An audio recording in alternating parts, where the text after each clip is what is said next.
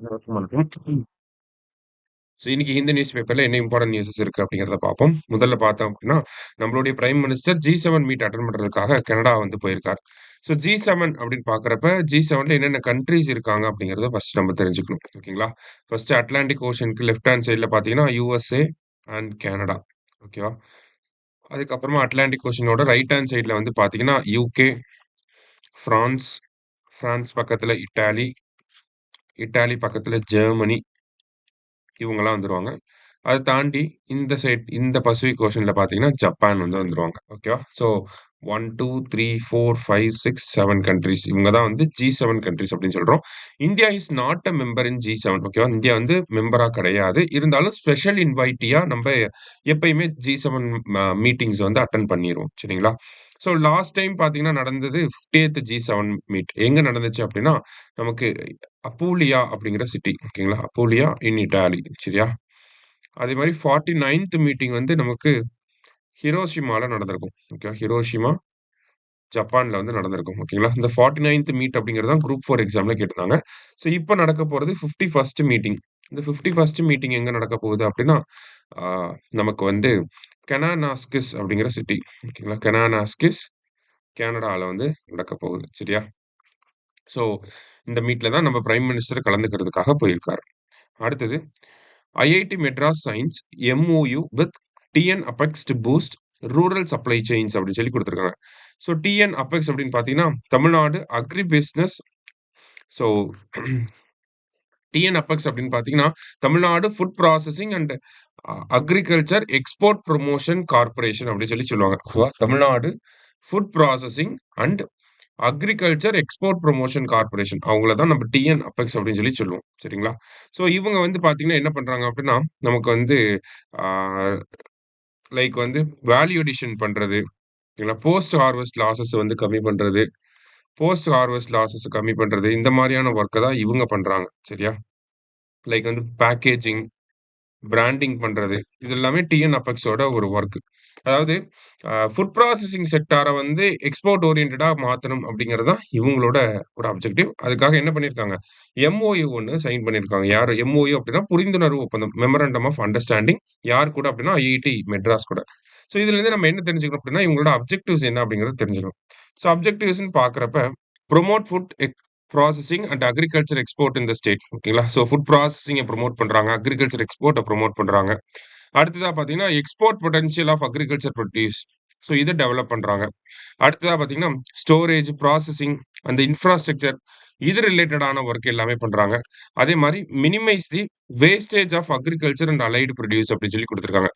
வேஸ்டேஜஸ கம்மி பண்ணணும் அப்படிங்கிறது இவங்களோட ஒரு அப்ஜெக்டிவா இருக்கு. அடுத்ததா பார்த்தீங்கன்னா, டிக்ரீசிங் போஸ்ட் ஹார்வெஸ்ட் லாஸஸ். ஓகேவா? இந்த ஹிண்ட் மாரி எழுதிக்கிட்டாலே போதும். ஓகேங்களா? அறுவடைக்கு பிந்தைய அந்த இழப்புகள கம்மி பண்றாங்க.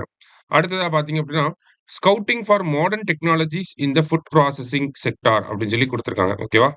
புது புது டெக்னாலஜிஸ என்னெல்லாம் வந்திருக்கு, ஃபுட் ப்ராசஸிங் அந்த உணவு சார்ந்த துறையில என்ன மாதிரியான புது டெக்னாலஜிஸ்லாம் உலகளாவிய அளவுல வந்திருக்கு. அத எப்படி நம்மளோட ஸ்டேட்டுக்குள்ள இன்கார்ப்பரேட் பண்ண போறோம். உள்ள கொண்டு வர போறோம் அப்படிங்கிறது. ஓகேங்களா?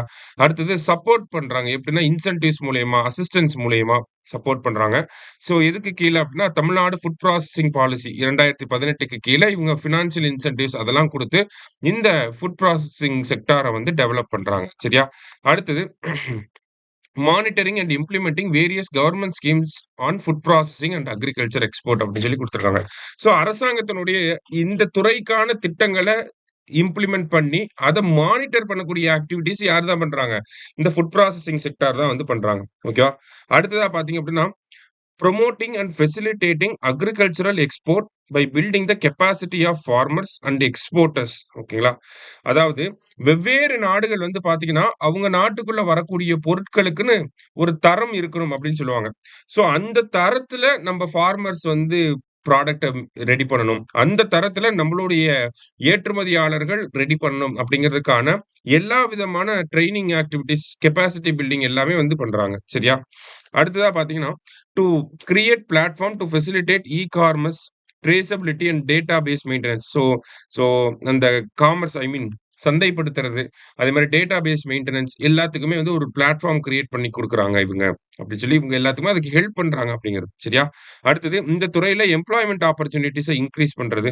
அடுத்ததா பார்த்தீங்க அப்படின்னா, நமக்கு ட்ரெய்னிங்ஸ் குடுக்குறாங்க. ட்ரெய்னிங், கெப்பாசிட்டி பில்டிங் குடுக்குறாங்க. யாருக்கெல்லாம்னா ஃபார்மர்ஸ்க்கு, ஃபார்மர் புரொடியூசர் ஆர்கனைசேஷன்க்கு, ஆன்ட்ரபிரினியர்ஸ்க்கு, எக்ஸ்போர்ட்டர்ஸ் எல்லாருக்குமே இவங்க வந்து ஒரு செட் ஆஃப் ட்ரெய்னிங்க வந்து குடுக்குறாங்க. அதே மாரி raising state GDP through food processing and இந்த பாயிண்ட் வந்து எல்லா அமைப்புகளுக்குமே காமனா இருக்கும்.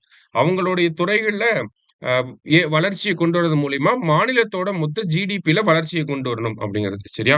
So raising state GDP through food processing and export sectors அப்படிங்கிறதும் இவங்களோட முக்கியமான ஒரு ஆப்ஜெக்டிவ். சரியா? இப்ப நமக்கு எக்ஸாம்லலாம் பார்த்தீங்கன்னா, இந்த ஆப்ஜெக்டிவ்ஸ் தான் கேட்பாங்க. அப்படியே இதுலேருந்து ஒரு 4 பாயிண்ட், 3 பாயிண்ட் எடுத்து வச்சு 3 ஸ்டேட்மென்ட்டா குடுத்து நமக்கு அப்படியே கேட்பாங்க. ஸோ இந்த மாரி இருக்கக்கூடிய அமைப்புகள் செய்தித்தாள்ல ரிஃப்ளெக்ட் ஆகுறப்ப அத எடுத்து பார்த்துக்கிட்டா போதும். எல்லா அமைப்புகளுக்குமே நம்ப இந்த மாதிரியான விஷயங்கள பார்க்கணுன்ற அவசியமும் கிடையாது. சரிங்களா? ஸோ டிஎன் அப்பெக்ஸ் அப்படின்னா, Tamil Nadu food processing and agriculture export promotion corporation. சரியா? இதெல்லாம் பார்த்து வச்சுக்கோங்க.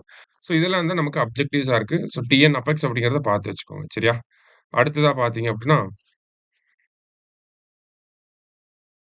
நமக்கு so India increased its nuclear warhead count to 180 அப்படின்னு சொல்லி குடுத்துருக்காங்க. அதாவது சிப்ரி வந்து என்ன ரிப்போர்ட் குடுத்துருக்காங்க அப்படின்னா, ஒவ்வொரு உலக நாடுகள்கிட்டயும் எவ்வளவு நியூக்ளியர் வெப்பன்ஸ் வந்து இருக்கு அப்படிங்கிறதுக்கான ரிப்போர்ட்ட வந்து ரிலீஸ் பண்ணியிருக்காங்க. ஸோ அதன்படி பார்க்கிறப்ப, உலகத்திலே மொத்தம் 9 நாடுகள் கிட்ட தான் நியூக்ளியர் வெப்பன்ஸ் அப்படிங்கிறது இருக்கு. ஓகேவா?